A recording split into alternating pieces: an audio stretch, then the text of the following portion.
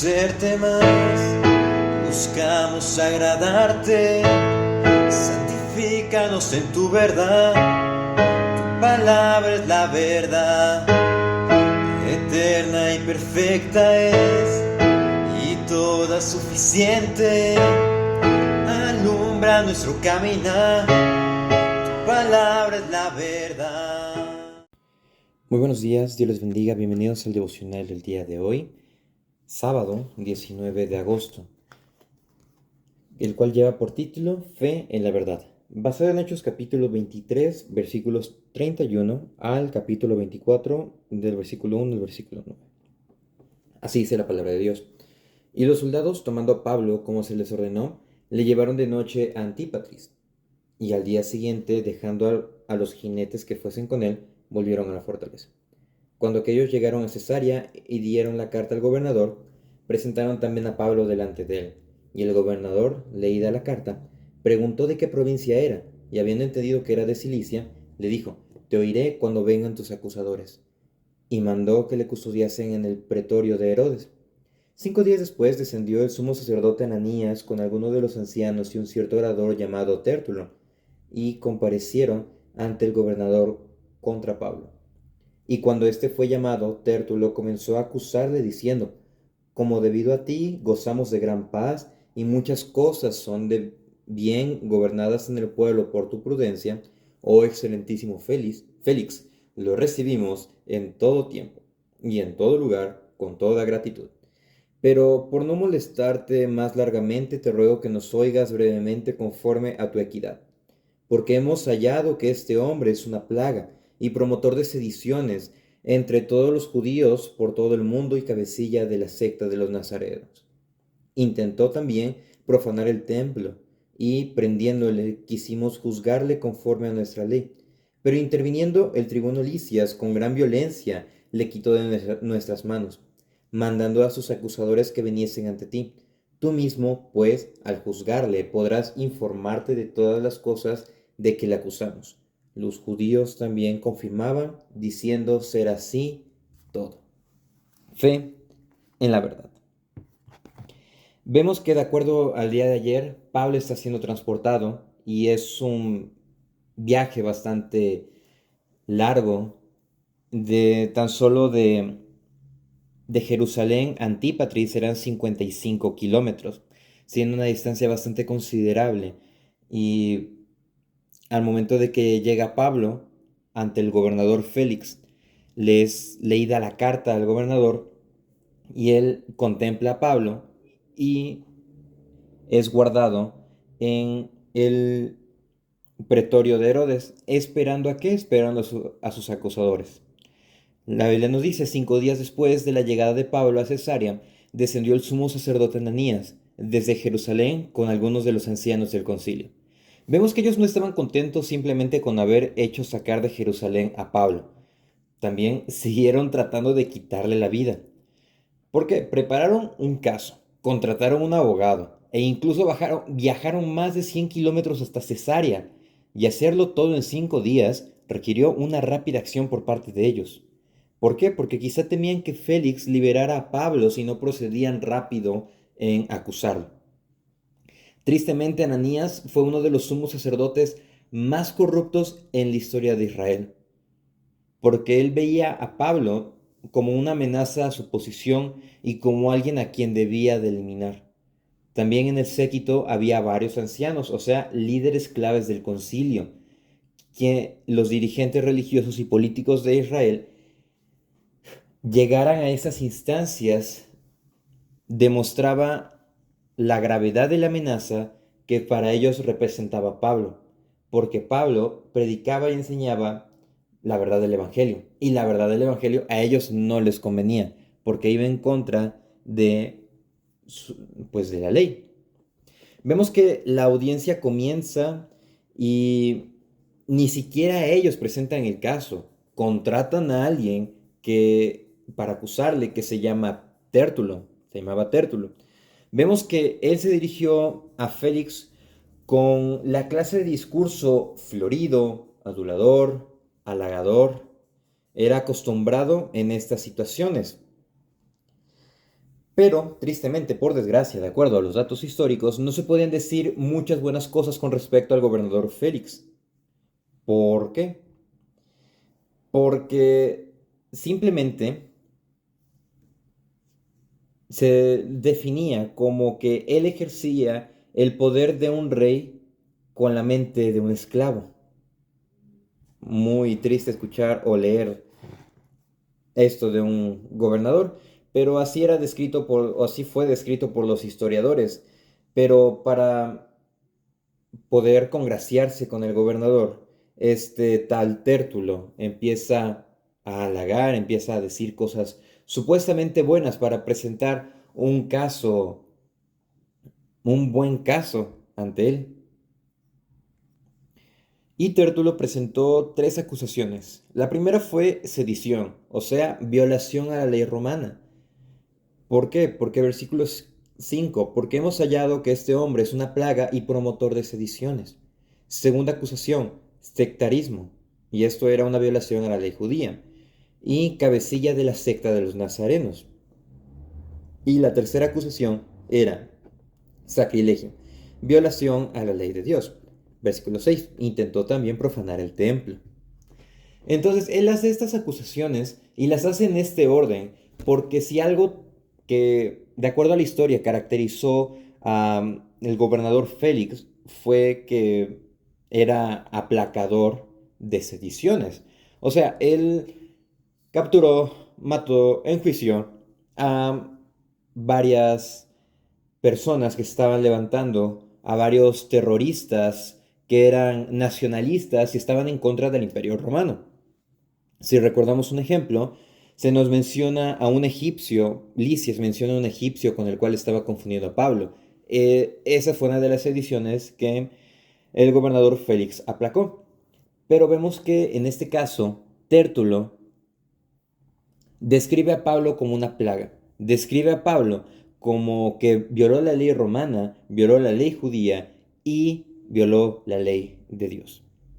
Estas tres acusaciones e incluso los judíos que estaban con él, con Tértulo, decían, esto era cierto, definitivamente. Pero dentro de la primera acusación, el concilio prácticamente estaba siendo hipócrita, porque el concilio estaba en contra de Roma. El concilio estaba en contra de los gobernadores romanos. No obstante, para congraciarse con ellos, estaban haciendo eso, para mantener su supuesto estatus de poder. La segunda acusación de que era cabecilla de los nazarenos, bueno, el término cabecilla lo estaba ocupando como un término militar, sino que significa alguien que está en la primera fila. Um, de todas maneras, aquí estaba ocupando un término peyorativo al llamarlo nazarenos, lo estaba haciendo en son de sátira o de burla. Pero pues ciertamente Pablo era uno de los líderes de la iglesia, la iglesia de los gentiles. Entonces, no estaba errado ahí, solamente que estaba errado al decir que era una secta. Y la tercera acusación fue que intentó profanar el templo. Al momento de que se dan sus golpes de santidad de ellos, dicen, pues trató de profanar el templo, pero esto era totalmente falso. Lo que ellos hicieron y también estaban evitando decir es que ellos casi malmatan al apóstol Pablo cuando lo agarran, lo empiezan a golpear, casi lo apedrean, fue que tuvo que intervenir dos veces Lisias. Entonces, ellos estaban dando muchas cuestiones a su supuesto favor. ¿Para qué? Para quedar bien. Y en estos momentos, obviamente, Pablo pudo defenderse, pero recordemos que era un juicio. Él estaba paciente, él fue más que paciente, y es un punto que me gustaría enfatizar después de haber contemplado todo esto. El punto es el fruto del Espíritu puesto en práctica. Conocemos lo que es el fruto del Espíritu Santo, compuesto por 9 elementos: amor, gozo, paz, paciencia, benignidad, bondad, fe, mansedumbre y templanza. Expuesto en Gálatas 5:23. Bueno, Pablo principalmente fue paciente. ¿Por qué fue paciente? Porque esperó 5 días. esperó 5 días para que llegaran sus acusadores. Incluso fue paciente al escuchar todas estas acusaciones en su contra. Obviamente demostraba el amor al hablarles porque no se ponía al tú por tú ocupando este coloquialismo, no se ponía a discutir en el momento, sino que cuando se dirigía a ellos se dirigía con paciencia, se dirigía con amor. También algo muy importante es el dominio propio. Si no podemos tener control de nuestras emociones o si no dejamos que el Espíritu Santo controle nuestras emociones, va a haber un descontrol, va a haber un problema muy grave. Recordemos que Pablo, él era una persona, pues sí, era una persona celosa, era una persona sanguinaria, por así decirlo, ya que estuvo persiguiendo en su pasado a los cristianos e incluso les daba muerte a algunos. Pero la obra regeneradora del Espíritu fue la única que cambió el corazón de Pablo y que cambió su forma de ser para poder enfrentarlo a estas situaciones. Y a través incluso de estas situaciones es como nosotros como creyentes vamos dando fruto de ser hijos de Dios, de que el Espíritu Santo está cambiando nuestra vida. Si lo podemos contrastar con el sumo sacerdote Ananías, esta persona fue incluso la que enjuició al Señor Jesús. Esta persona fue la que estuvo de acuerdo, la que mandó varias veces que se silenciaran a los cristianos cuando encarcelaba y agarraron a Pedro, perdón, y el concilio, ¿qué fue lo que hizo? El concilio, ¿qué fue lo que hizo con Esteban? ¿Qué estaba haciendo ahorita con Pablo? ¿Y cómo es descrito? Es descrito él como una persona mala. La historia también lo describe como uno de los sumos sacerdotes, tristemente, más corruptos e hipócritas.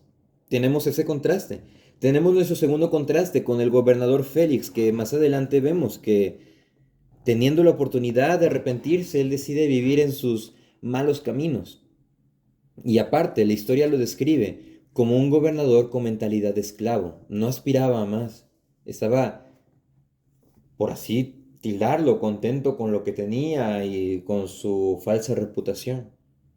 Y tenemos al apóstol Pablo. Bueno, también tenemos a otro personaje que es Tértulo, que nada más estaba haciendo todo por dinero y estaba hablando por conveniencia.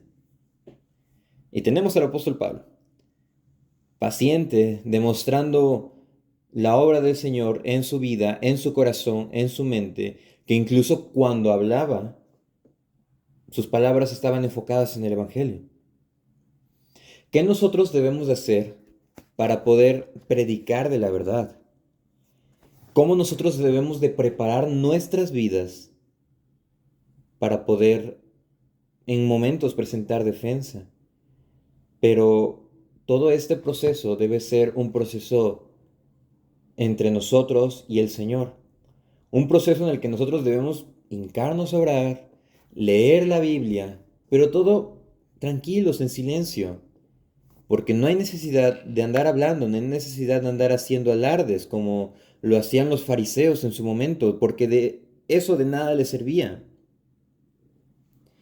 Pero por sobre todo, que nuestra vida ante los demás y en nuestra intimidad muestre el Evangelio.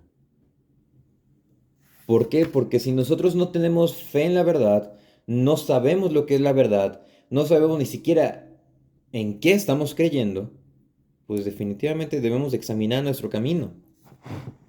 Tenemos este contexto, tenemos esta situación, pero lo que podemos aprender es que cuando en verdad estamos esforzándonos por vivir en el Evangelio, cuando nosotros estamos dando frutos dignos de arrepentimiento, nuestra fe va a ser probada y van a haber situaciones en las que se van a dar falsas acusaciones. Obviamente había situaciones en las que Pablo le podían decir con fundamentos, pero eso era lo que ocurrió en el pasado. Sin embargo, su vida estaba dando frutos dignos de arrepentimiento, de que el Espíritu Santo estaba haciendo la obra y lo que estaba realizando demostraba que su convicción estaba en el Evangelio.